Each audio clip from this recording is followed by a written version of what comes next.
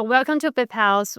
Here we talk about timing, astrology, and also the life through food and creativity.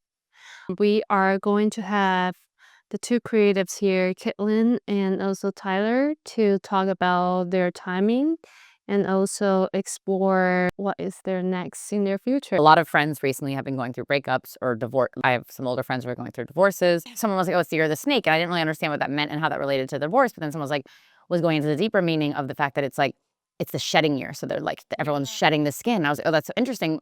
And then we started talking about birth years, whatever. And so Tyler's like, oh, everyone has a birth year. What animal are you? I'm like, I don't even know my animal. So he looked it up and I was a rat.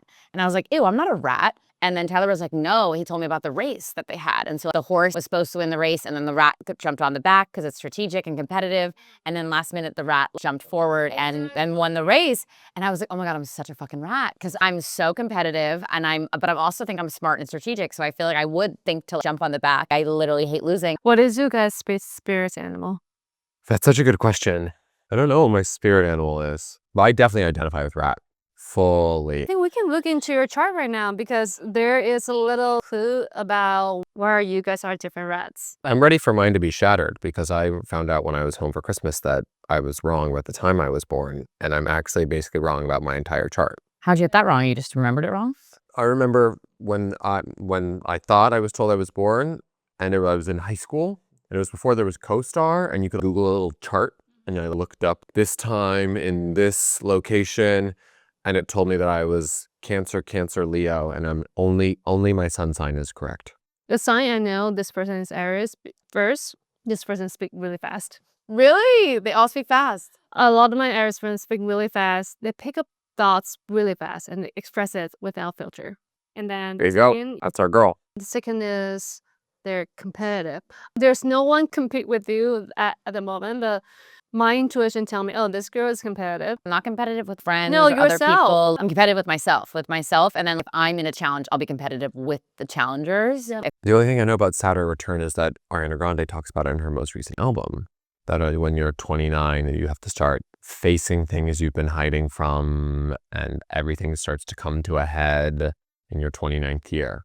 There is a moment in life when execution become more important than dreaming because you have execution in your responses and growth become heavier than excitement because you have growth in your responses. Been happening for you in... It's been definitely the most exciting year of my life, for sure, in terms of me starting to establish myself professionally. I would say I spent the last 3 or 4 years assisting people, working with Caitlin really closely, and then working with Jim Moore, also another stylist. And then this was in the last year, I didn't really assist anyone. I worked at GQ and that started going really well. And then more than anything else, my social media following started to really gain some traction. And people started watching my content and liking my content.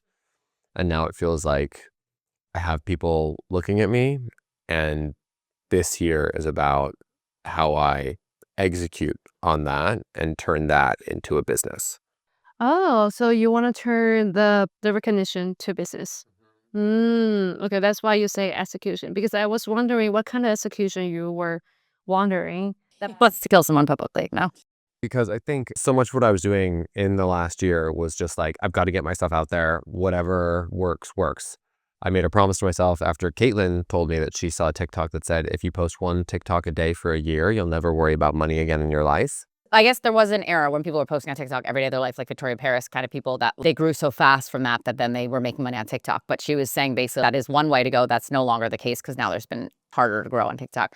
But basically that if you post your audience will grow enough that you will have a built-in audience that you can then execute on whatever you want because you've earned that audience. And so what I was doing was just posting every single day. Whatever it took to get something up, I would post it. It wasn't as intentional as I could have liked it to be, but that wasn't the goal. What caused you emotionally? Doubt, which is a good thing to expend with. The one thing I didn't have was time to overthink it. I was working at the same time. It was just like, it's just got to go up. I've got one take. I can't overanalyze, overthink, which was a blessing in a lot of ways. Because at the beginning then it could be just really like whatever is going up, and it's just to have it out there and to have people watching me every single day.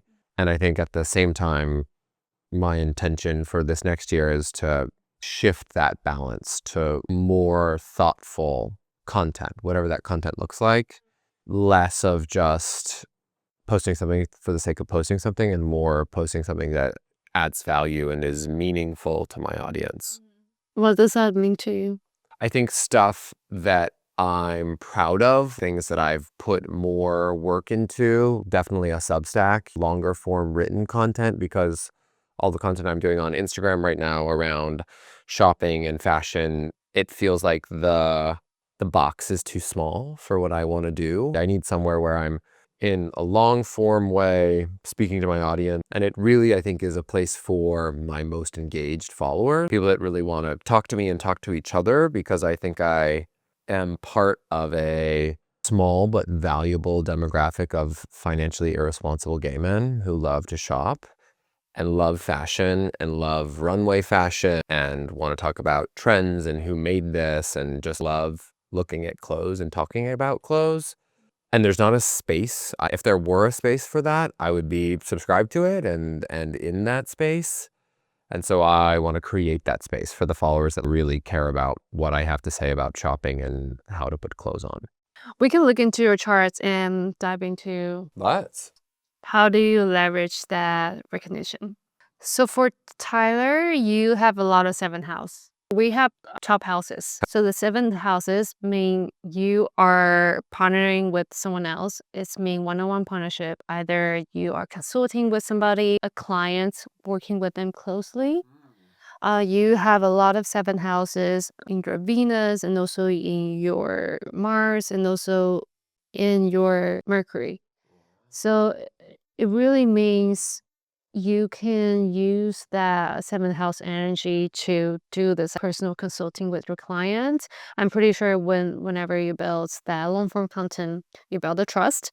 And then I felt like someone will hire you as a personal stylist to have your opinion on I get so many personal inquiries about shopping. that. Do you do personal styling? Personal styling. I don't know anyone that actually does that anymore. Not to categorize things as gay or straight, but I feel like you appeal to both audiences of like, there's no sexuality. Like men like the way he dresses, but maybe the straight male audience doesn't find you as well directly. They find him via their wife or girlfriend. I think your goal is really just turn your taste to standard. Because your midheaven is in Virgo. Virgo is all about systematic, the method that you share with everybody. I'm so at the whole Virgo and the methodology and the organization and structure. It's so anathema to me. I'm not good at any of that stuff. But you were when you were assisting. You need to pretend you're assisting yourself. You honestly, to be totally honest, you think I was? I'm just not an organized person. I think you are. I think we tell ourselves lies. I think you're organized. Look at all your snacks are organized in pouches in your backpack. Fair. But everything about you're much more organized than me. You're pretty organized. Because the midheaven doesn't mean that you're owning that skill just yet. It means that you're becoming that. Oof, I need that. Because my midheaven is in Leo is all about performing and just express yourself. I'm slowly embracing that identity about the Leo part of me. This is still a performance. I think this is a form of performance. For you, it's not about what kind of skill you own right now. It's about really what I'm about going to what you're become. becoming. And then I think the Virgo, it actually makes sense because You're so right. making content needs a little bit of Organization, it does, and it has none right now. yeah. How do you get inspiration? Basically from myself, what interests me, what I'm excited about, other people that I respect and admire their taste, movies. I love movies, but I think it is really what I'm drawn to. I've always thought about when you think about how you want to dress, or do you ever make a mood board or pull references? For me, it's just always like whatever feels cool and right. It depends. Situationally, I do. Like I'm going hiking next week in Sedona and Grand Canyon. Well, Sue was like, we're gonna go hiking. So I'm like, what's the hiking look? So I did start to pull hiking look references because I'm like, that's out of my wheelhouse. So like, I'm not just looking for this Instagrammable moment. I'm looking for what speaks to me. So I'm still filtering myself within the references and what I'm in the mood for. Currently, I'm in the mood for red or whatever. There's still a vibe of what I'm currently in the mood for. I'm just gonna buy Solomon's because everyone's wearing Solomon's or something. I'm never on Pinterest. I don't go on Pinterest to look up inspiration. Again, I don't really know exactly where my inspiration comes from. And I mostly was just like, okay, Like looked up pictures of what the places look like to get colors that I thought I wanted to wear. In the movie. Yeah. And then they're like movie stuff. And then basically built from there. Like the kinds of colors, this is what feels cool, this is what feels right. But I think it definitely comes more from within me than anywhere else. When I'm like on every day, it's all kind of regimented and it's very like obviously the call time and you know what you're doing. But then the days that I'm offset are like that I really need to like get done, is like to invoice, to pull things, to get inspiration, to send creative decks, to do all like the stuff you need to do for your job. And I would find I'd have so much to do those days, like for so many different clients. But then I'd also want to work out and do this and like do personal stuff and launch a Substack, do all these things. And like I find that when I'd wake up with these like offset days, they would also kind of feel like days off. So I would wake up and know I had all these things to do and be like, all right, I'm going to do emails, I'm going to do this. But it was so loose that I would wake up and not really know which one to tackle first. And I would waste a lot of time debating what to do and how to structure my day. And so I started just being like, and the other thing was like the gym, like for instance, I would always put it off because it felt so long to like get the gym to work out. And so like, I think I saw a TikTok that was about like ADHD. I may or may not have, I don't know, don't like to diagnose myself, but I do resonate with a lot of things that people say. And then was like, he was talking about like, do you have piles of laundry that you just like don't fold? And it's like always, and that was so me. And so I listened to this TikTok because that was the hook. And he talked about basically like if you time out how long it takes to fold your laundry, it's about like 7 minutes. So you put it off because you think it's this big task. But if you just realized it was 7 minutes, you would just budget for that 7 minutes and you do it and it'd be so much easier. So I started being like, okay, so I went to the gym and I was like, how long does it take me to, from the time I leave my house to the time I get back to the gym? So once I realized that that was 2 hours, so I walked my gym, my workout, come back. So I started scheduling my day like every hour, which feels very, like I said, I'm not a Virgo at all. Like it's very Virgo to me, or maybe I am, but like helped me knowing like, okay, wake up at 7 to 7:30. I'm going to do my red light mask, wake up, get my coffee. Like I like coffee, like all that I'm putting in there. Then I'm like, so there was one I sent him the screen grab for an example. And he was like, I love that you have like scary was the first hour. And he's like, what are scary emails? And for me, scary emails are like invoicing. I don't like anything that's non-creative. Like the creative it is, that's the scarier it is for me. So money things, scheduling things. So I do my scary emails first. And then it's like, okay, the emails, which are like sending texts and this. So I block out like everything to a T down to my bedtime each night and folding laundry, all those things. Just knowing like amount to the task has really helped me be able to move and like do my day. I realize how much more time I have when I'm not just sitting there debating. Or like I would have a lot of events at night. They'd start at like 7, 6. And I'd be like, well, I need to start getting ready at 3. Like it felt like the whole day had to revolve around that. And I'm like, no, you can actually get a lot more done when you like know how much time. So I started to block out every day. Like when do you time block the next day? I try mostly the night before. Got it. But I try to do like any bigger things. Like now trying to, for the new year, my resolution is to try to like really make sure gym and bedtime is in my calendar every single day. I learned about that method when I work in creative agency. So this company need to budget the time from the moment you enter the office, getting ready, the email thing, 30 minutes. And then after 30 minutes, you cannot do this at all. You need to move on to another task. That was really helpful. Yeah. Because you probably spend like 2 hours, 2 emails. Because you're debating, oh, what kind of emails? It also gets you in the right headspace. It's like, okay, this is scary email time. And also like, I think so used to like multitasking. And the more I keep hearing like multitasking used to be so like lauded. Oh, you're multitasking. It's actually like really unproductive multitask. Like you should one task, focus on it, finish it, and then move on because our brains are so, at least for me, my brain is so potentially ADHD that like need regiment to focus on the different blocks of time. Same. But I only want things that would have, I guess, practical application in my life. do you know feel why? like- Because your moon is in Capricorn? Yeah. Wait, Even this really fascinating because you're really into fiction and your moon is in Aquarius. So Aquarius is all about being in your bubble. All my signs are very in the head. Cancer, Aquarius. You have your Sagittarius rising. So it Dreaming is. of- And what are Sages? They're dreamers? Yeah, such a dreamer. Dreamer, doop in the head. He also have a Cancer in your Mercury and also the Gemini in your Jupiter. You have Aries sun and then you have Capricorn moon and you have Aquarius rising. But he has Aquarius moon. So what are the qualities of Aquarius and Capricorn? I don't know anything about them. Aquarius is tend to be more care about innovation. Oh. Yeah. If you're a boss, I would say you are a human person.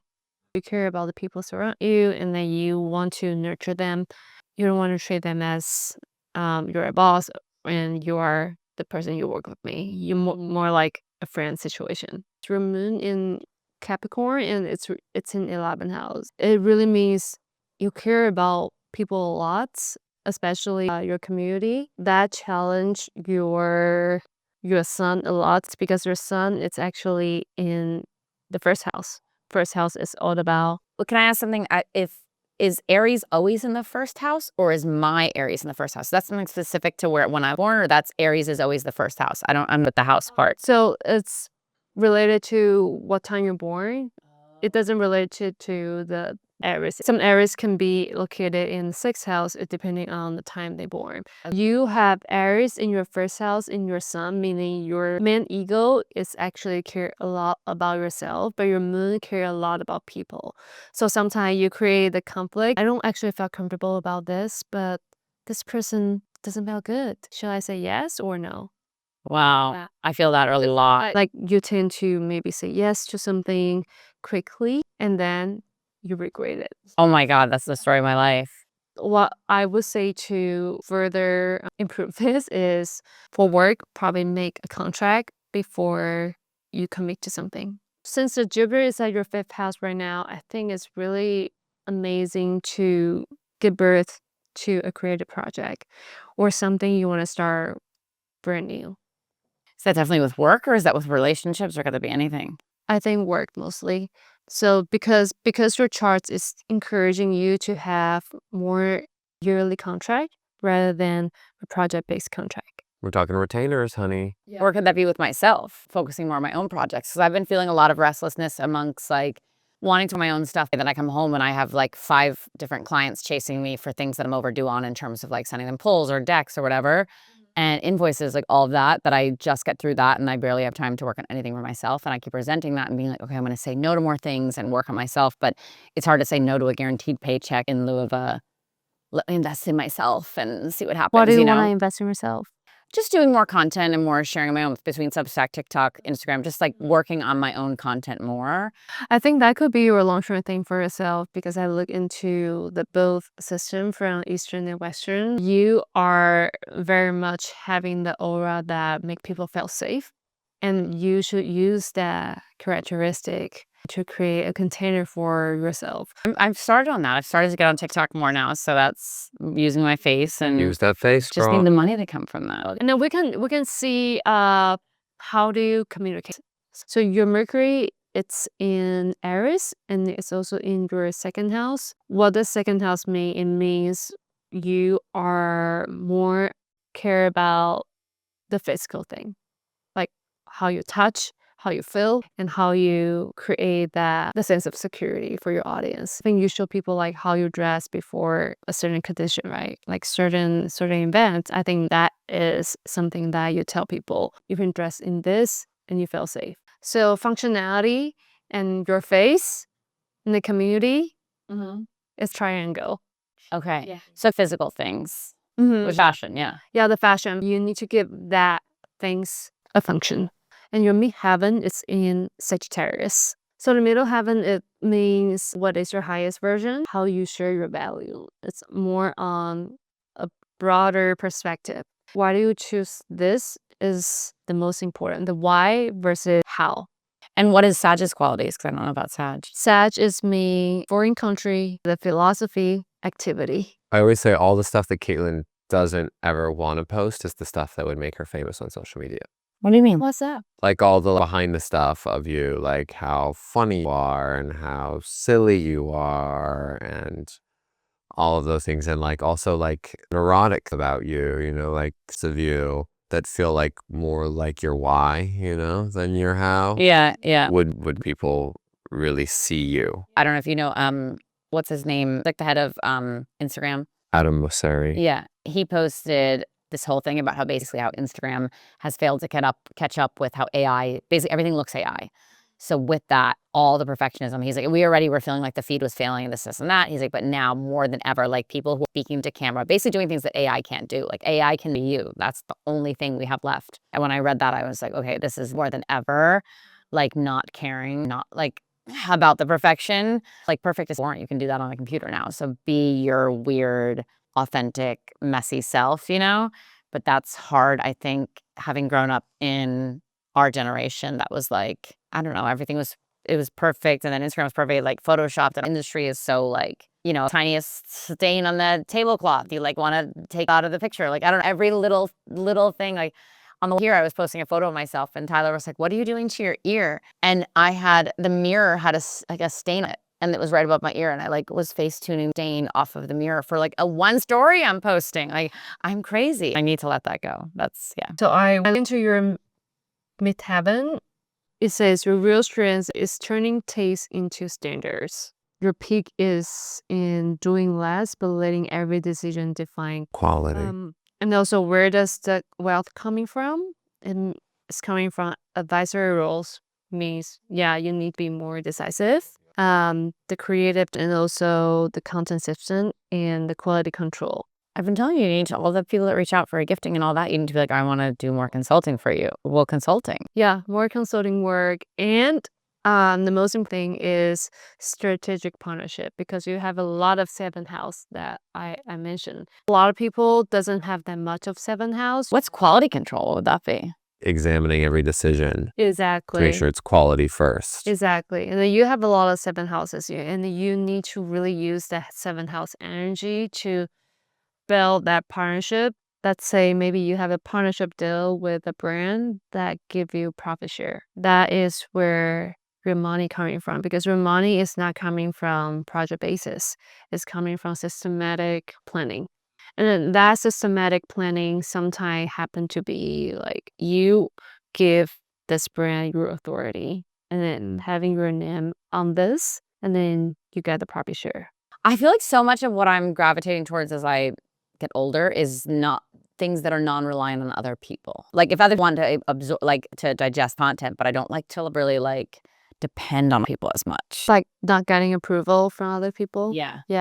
I really like collaborating. I do really like working with. The hard part is when it's, you know, I don't approval from someone whose opinion I don't respect. Approval is cool if I like think you're add something, because one of the biggest things for me and a growth moment I had styling this year is like getting away from the idea that my idea is the best idea and there's no improved, and opening myself to feedback and not taking feedback so personally and as a knock against my own talent or idea or a devaluation of what I've done, improve my own work.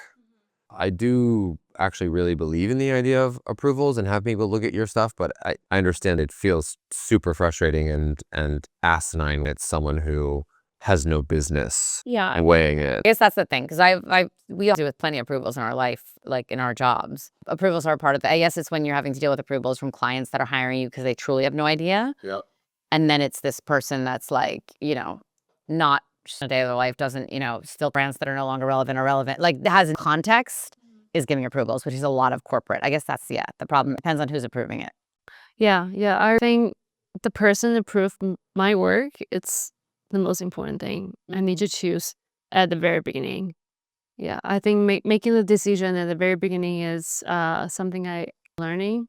Sort of trust my instinct and knowing that mystery from the conversation that we have. I need to feel inspired. I need to feel my body is relaxed. I think my body tells more about my preference than my brain. 100%. How do you guys know your body? I've been trying to learn more if I feel like certain clients, like the ones I was talking about before with the approvals, if every email I get feels like an avoidance where I'm like, oh, fuck, I have to respond to this, or like, it just like, I don't want to respond right now, or I'm avoiding it, or it causes something, like you were saying, emotionally in your body, trying to realize that that's a signal to me to lean less into that. And there are certain clients, for whatever reason, it could be like the pay right or whatever, they will start to give me anxiety. And I'm like, what is it about this one client? I think it's just so used to like a chemistry thing. Clients hire you and they're paying you to do something, but then you feel this level of distrust the whole time. And you're like, why am I trying to prove myself? Like, you hired me? And so those probably give me more anxiety. And the people that I know hired me and trust me, it's like you do well. And, you know.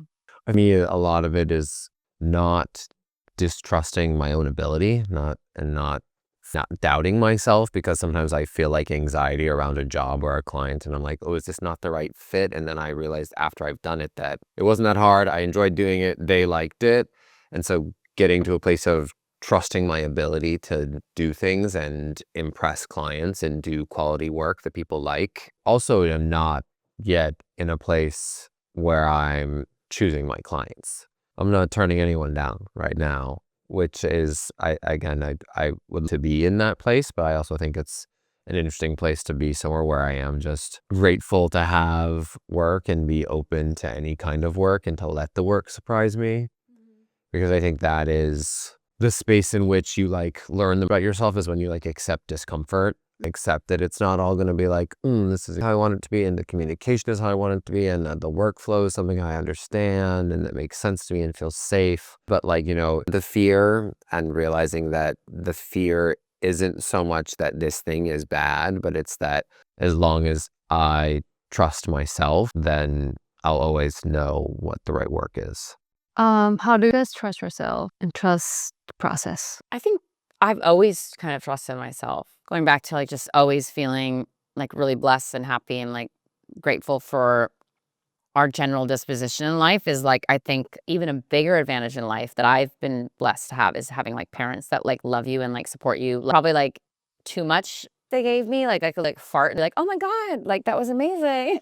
Like literally like best parent. And I saw that has made me really trust myself, because I just always, and never in my mind that something I could do was wrong, which is like for better or worse.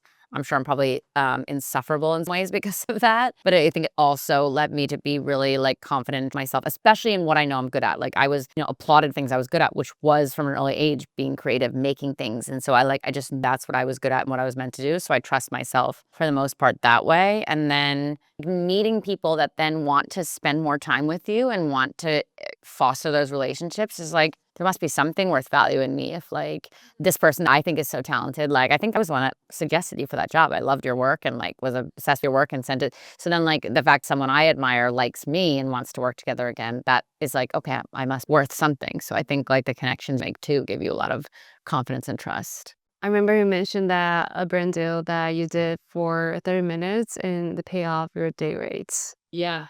And that's something that you think you should do it, and then trust that decision that you moving forward. That was, there was basically like this whole wrestling with my own identity, I guess. I'd gotten offered this brand deal. When this collab, all they wanted me to do was do a reel trying on an outfit. Video in general takes about 30 minutes. And I'm like, I made more than my day rate doing one video. And I'm prioritizing the styling work because I don't want it to affect my styling work. So I think I just put a bad label on it that like, oh, but really it's just another form of styling. And if it pays more and it's easier, it's like, why am I not leaning into that? On Instagram, I have like a good followers. I think you do too. And so like, it felt scary to then pivot into like, I didn't want any of my clients, people that follow me to be like, oh, she's trying to be an influencer now, or she's trying to do content. And TikTok was like, I had no followers. It's like the wild, wild west. Like no one see me on there. And it was like exposure therapy. Like the first I put up, I could barely even watch. I felt so cringe. And then once you start doing it, it just kind of like feels a little easier. It just like exposes you to it. And then now I'm so much more, I wasn't confident, but okay with. I've never rewatched one of my videos. Well, I dream of that detachment. I rewatched them like 100 times to just pick apart all the things I did wrong. I definitely feel that like as I'm editing it, I'm like, oh God, but as soon as it's posted, it's gone. 10 times before bed and dream about it. Really? Oh, wow. It's a prison I need to break out of. That's gonna get an oracle card. Okay. Oh, was it a fortune cookie? An oracle card. Love it. Okay. Oh, it's cracked. Opportunities often disguise themselves as challenges. Face them boldly. Mine just says tonight you'll be The voice of reason. I think you've bring a lot of story this night. Maybe you and Silver got swapped ones. What's yours, Silver? Mine is true friends are the keepers of your secrets. Maybe we should swap. This dinner has been really, really special. Thank you guys for coming to join the dinner and sharing amazing secrets and amazing story, being very vulnerable. How do you say it was delicious? How do you say? 好吃? 好吃? 很好吃. 超级好吃. That's amazing for you.